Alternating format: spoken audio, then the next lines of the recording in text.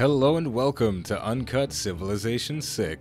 If you're new to iBluairJgR Gaming for Comedy, this is a Let's Play series. The reason I call it Uncut is because there'll be some profanity, and my conversation topics aren't limited to gaming or even the game that's currently being played. For these first few episodes though, I'll be focusing on the Civilization VI mods I'm using, some gameplay strategies I have for deity difficulty, and other Civ related stuff. So, without further ado, let's listen to Sean Bean introduce Alexander of the Macedonian Empire. Great warlord Alexander, beneath your sword shall Macedonia spread throughout the world. Every kingdom shall be a unique challenge to overcome, but the rewards will be great if you remain true and turn away from peace. For there is no way to establish your legacy but from conquering vast lands. Charge, Alexander, and lead your people to glory.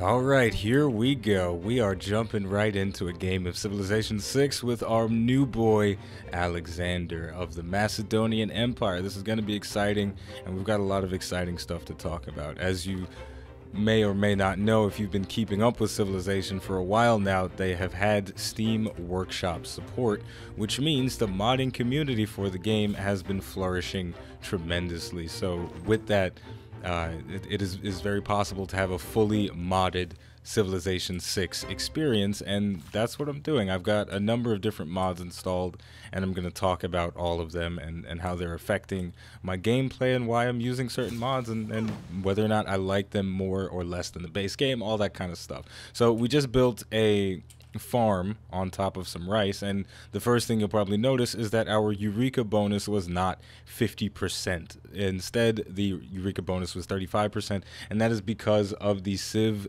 Improvements Patch, and we're going to talk about that one a little later.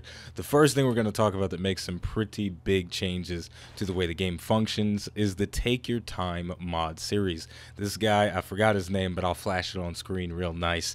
He made a series of mods that affect how long it takes to research in the tech tree and the civics tree. So essentially what this allows you to do is slow down the progress of the game while keeping other things at a substantial pace. And that sounds a little confusing, but essentially I'm playing the game at online speed, but because of the Take Your Time mod, the research and civic research is going to take the same speed as a standard game. So as we progress through the eras, we're going to be able to build more buildings and really flesh out our society while not, you know, blowing past and making units obsolete so quickly, right? Because that was one of the major problems that, or one of the major grievances that I had with Civilization VI is that all of the different game speeds, they essentially, even the faster speeds, they don't really allow you to fully appreciate spending time in a particular era, and that's really unfortunate. Now, as far as what we're gonna build in our city, I don't know if I want to put 2 farms there, so I'm just going to leave that. And I guess it's also worth noting that we are starting with a builder and a scout.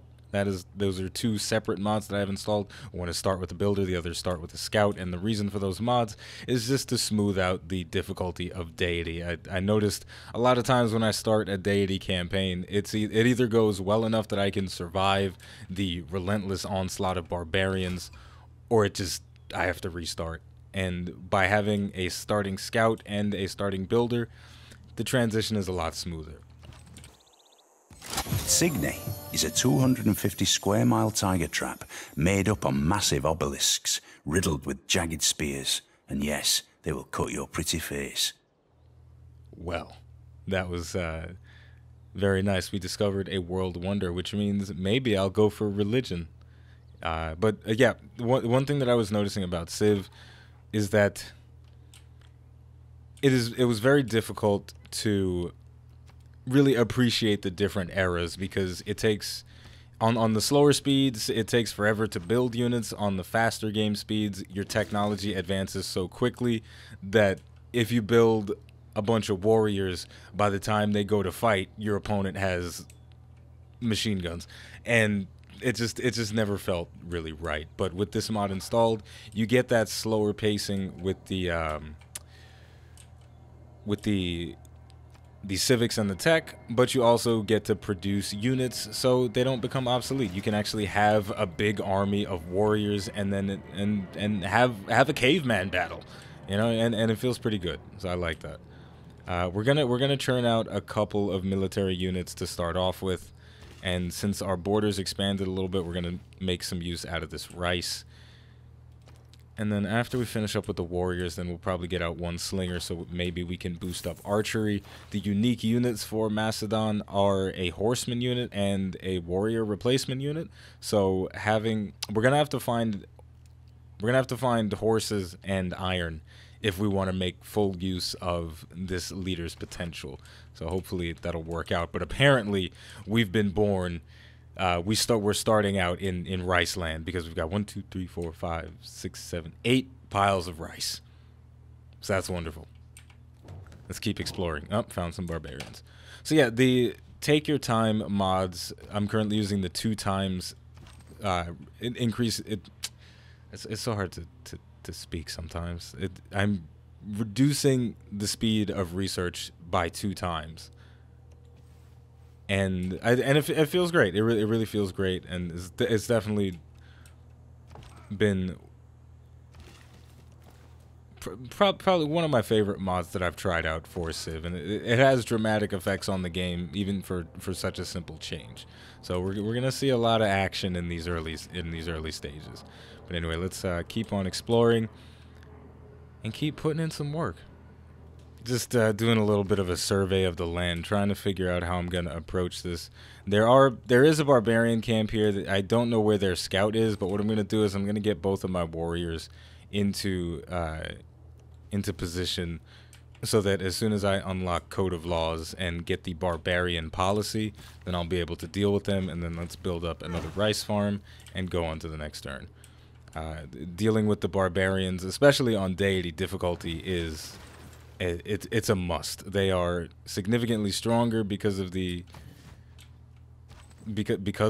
difficulty. They spawn so many more barbarians when they discover you. It's very terrifying. And it looks like we've discovered our second city-state. Brussels is a industrial. I guess they're an industrial city-state or a production city-state, whatever.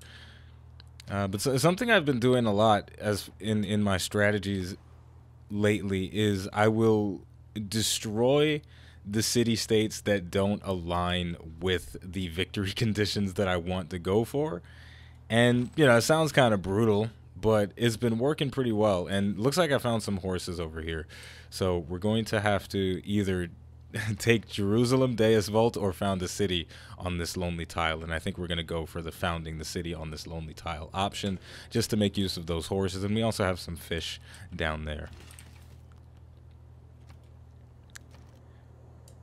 So yeah, the strategy that I've been implementing lately is destroy everything that doesn't align with how I want to win the game, and it's been working really well. And I'm gonna put that builder to sleep for now. I'm not ready to build his final improvement. Hopefully, if that tile is the next, yeah, this tile is gonna be the next tile. I'm just gonna put another rice farm there. So we're getting a tremendous amount of food, but we don't have that much production going on. If we get our Pantheon soon enough, then we'll take the one that gives us 1 production on fishing boats, and then we will populate the seas with fish farms that will all give us 1 extra production. And fish farms is another mod that I have installed. I don't remember if I mentioned that already, but having the ability to build a fish farm on an empty fish tile or on an empty sea tile makes coastal cities infinitely more valuable than what they are in the base game. No man ever wetted clay and then left it, as if there would be bricks by chance and fortune. Because even your best coastal city, it's very difficult. Without fish farms, in my opinion, it's very difficult for even the best coastal city to stack up to a city that's next to some rivers and some mountains. It's just very difficult for them to compete. And it looks like we've met our boy Teddy Roosevelt. So he's not gonna like it if we start fighting with people on his continent. You know, I use that term very lightly, but hey, if it has to happen, it has to happen. So let's just move on to that next turn. He's scouting things out.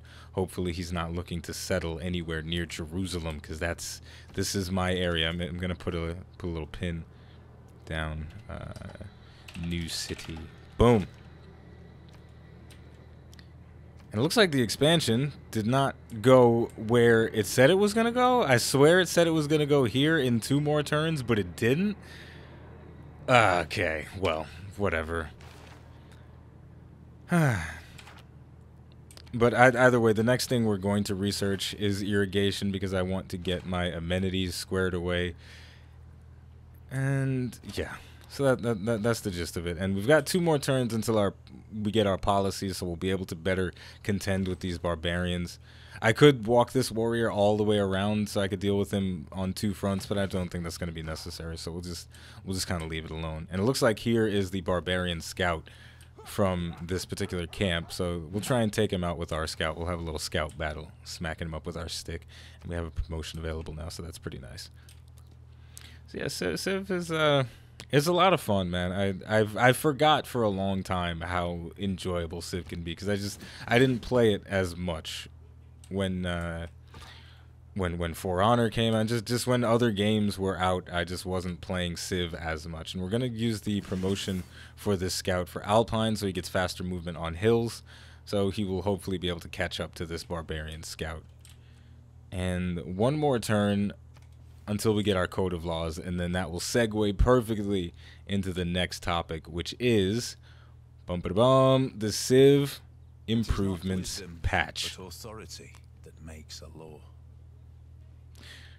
So this is another fantastic modification to the game that makes some adjustments to the different policies, among many other things. It adds different buildings that you get through researching technologies, and it really expands the game out in some interesting ways and makes your choices feel a little bit more like choices to a certain degree. So the God King policy originally gives 1 faith and 1 gold in the capital, and that's just it's not really... who cares, right? Versus urban planning, it used to be, I think it was 1 production in all cities, but with the Civ Improvements Patch, it is now 3 production in the capital and 1 production to all cities.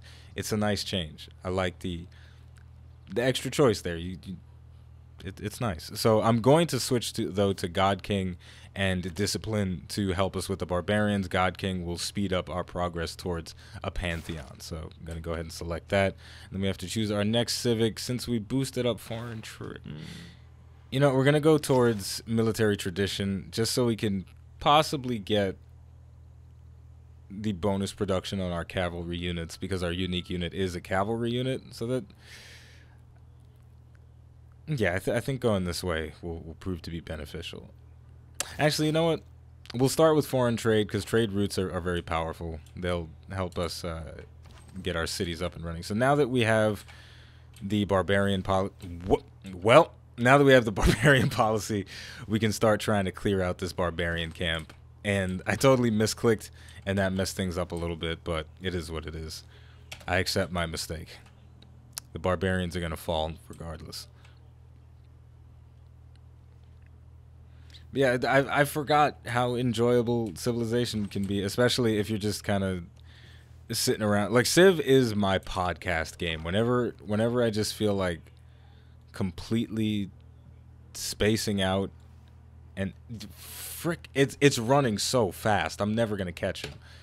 Whenever I feel like spacing out and not thinking about anything, just put on some Civ and listen to a podcast and zone the hell out. And that's exactly how I lost my weekend last weekend. If you've been watching my XCOM playthrough, then you already know I played Civ for 20 hours in 2 days. And there we go. We have the ability now to choose our pantheon, so we're going to go ahead and take +1 production from fishing boats on. Actually, you know what? I don't think that is going to affect fish farms. Yeah, I don't think that's going to have an effect on fish farms. So we may as well choose something different. We have a decent amount of fish. All right. I'm probably going to live to regret this, but I'm going to go ahead and take God of the Sea and we will find out if it has an effect on the actual fish farms that are not on the that are not on a resource, or if it's just only on the actual resource tiles. But either way, I think it'll be pretty helpful. And our warrior is definitely taking some punishment, so we're going to leave him fortified for the time being and continue exploring with our other warrior. But yeah, Civ is one of those games where you can legitimately lose your whole life. You can get sucked into it, especially if you play Civ late at night and you got to go to work the next day. You just call in sick because you're not going to sleep, and that's it.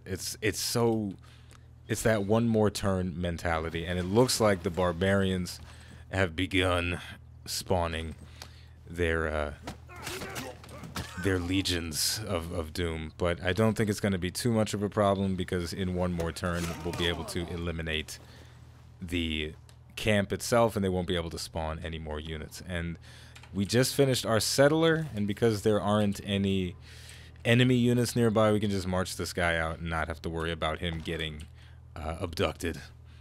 And it looks like America is actually pretty close by, so America may in fact be the country that I choose to eliminate first, because why not knock him out of the game? I'm playing an aggressive Civ that likes to fight, so we gonna fight.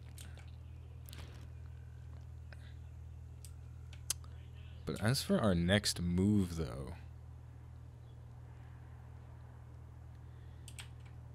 I'm gonna purchase a monument with gold.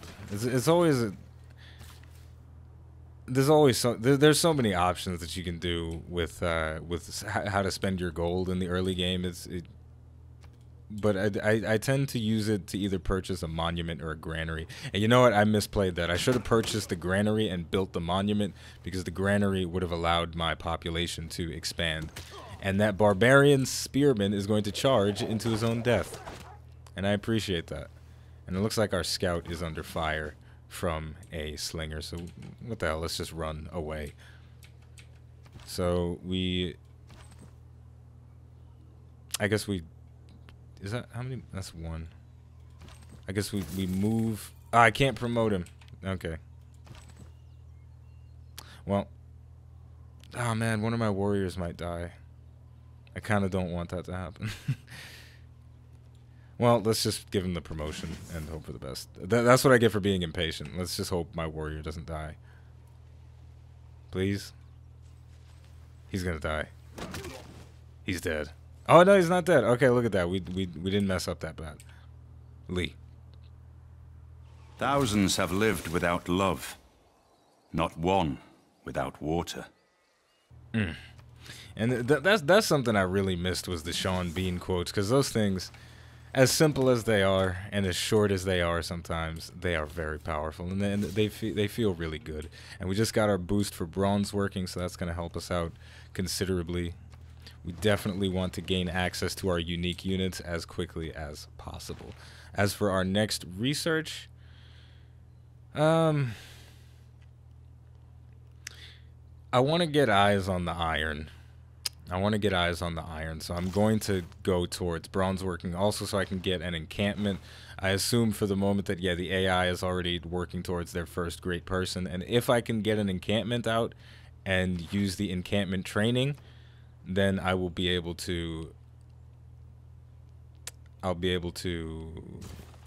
what will I be able to do?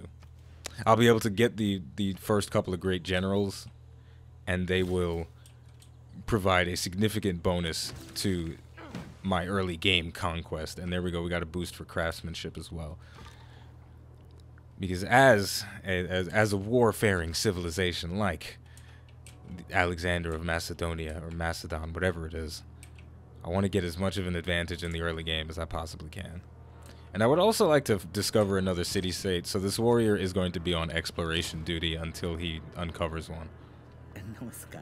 Oh no, we've uncovered Gandhi. We don't need to watch that, but I don't like Gandhi because he instantly denounces you as soon as you go to war, regardless of what era you're in. You're cavemen. He's like, no, you guys should have morals. Bruv, we're cavemen. We don't even have pants. Just let me fight somebody if I want to. And we got another boost for early empire from discovering Gandhi. I'm just gonna heal these guys up so that they're ready to fight when the time comes, and start moving this way with the scout. Auto exploration is nice, but it doesn't always do what you really want it to do. And you know what? I should really finish sailing, because the fish farms in this second city are going to actually prove to be pretty valuable, because we've got 2 regular fish tiles with the fish resource. So I think we're gonna switch over to sailing, and hopefully I don't regret that decision, but I think having that extra production from sailing will work out in the long run. I think it'll be alright. I'm nervous that I'm playing this wrong. Oh gosh, we've met Germany. It's always a bit nerve-wracking when you meet new civs, because if they smell any sort of weakness, they'll take you over instantly.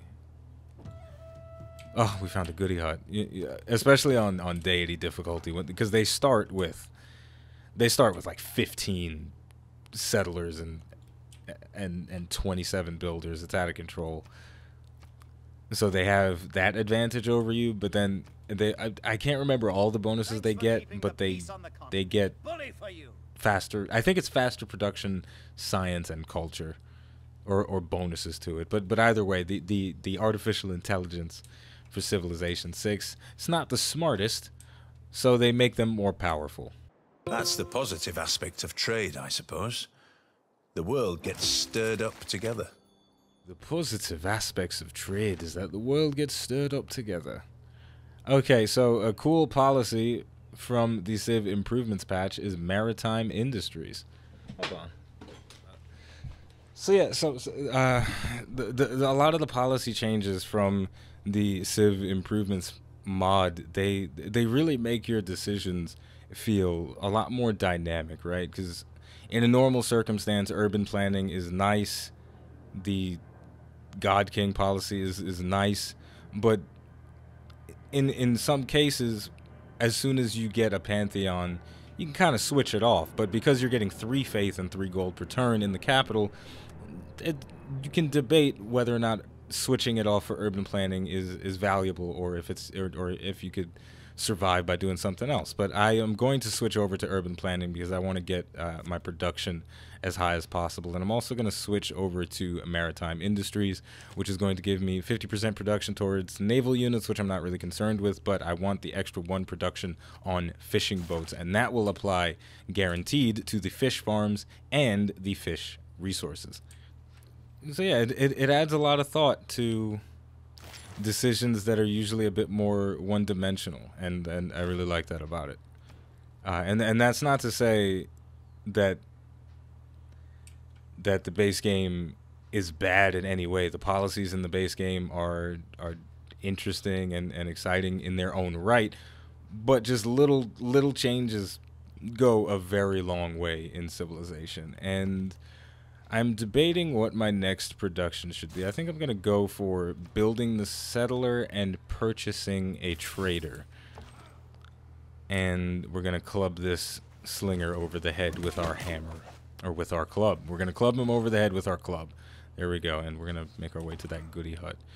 So yeah, so if you haven't checked out the Steam Workshop for Civilization 6, I advise you do so. There's a lot of cool stuff. There's custom leaders that I haven't delved into because I haven't even played with all of the base game's leaders. But there are also a number of UI changes, and gameplay changes, and other things of that nature that make the game very exciting. And there we go, finished off the slinger. And let's go ahead and bring our boy back home. Let's work on bringing our warriors back to home base and taking up that goody hut. We got a recon unit. That's pretty cool. So let's just put him on auto explorer. While this guy, we will continue him. Just go that way. Oof, man, look at this. I'm getting surrounded here by America, Germany. There's a whole lot of outlines that are very terrifying. But for now, what we're going to do is we're going to transfer our trader to another city. And I think it's just about time that we take a little break. So when we come back, you know, I guess we'll accept this delegation from America. Because if you don't, then they just send another one. But yeah, we'll pick things up and continue pushing forward.